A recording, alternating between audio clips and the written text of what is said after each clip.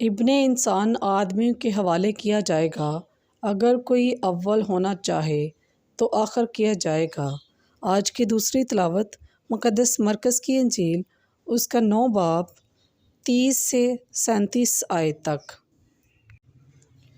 کیونکہ وہ اپنے شاگردوں کو تعلیم دیتا اور ان سے کہتا تھا کہ ابن انسان آدمیوں کے حوالے کیا جائے گا اور وہ اسے قتل کریں گے، اور قتل ہونے کے بعد تیسرے دن وہ جی اٹھے گا۔ لیکن وہ اس بات کو نہ سمجھتے تھے تو بھی پوچھنے کی جرات نہ کرتے تھے۔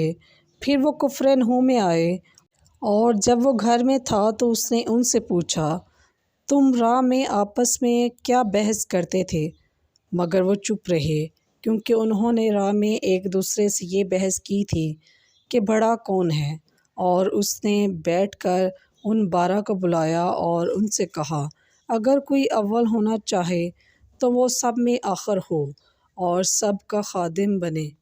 اور ایک چھوٹے بچے کو لے کر ان کے بیچ میں کھڑا کیا اور اسے گود میں لے کر ان سے کہا، جو کوئی میرے نام پر ایسے بچوں میں سے ایک کو قبول کرے مجھے قبول کرتا ہے، اور جو کوئی مجھے قبول کرتا ہے مجھے نہیں بلکہ جس نے مجھے بھیجا ہے اسے قبول کرتا ہے۔ یوحنا نے اس سے کہا، اے استاد، ہم نے ایک کو تیرے نام سے بدروحوں کو نکالتے دیکھا، اور وہ ہمارا پیروا نہیں، اور ہم نے اسے منع کیا۔ پس پاک کلام کے پڑھے اور سنے جانے پر خداوند کی خاص برکت ہو۔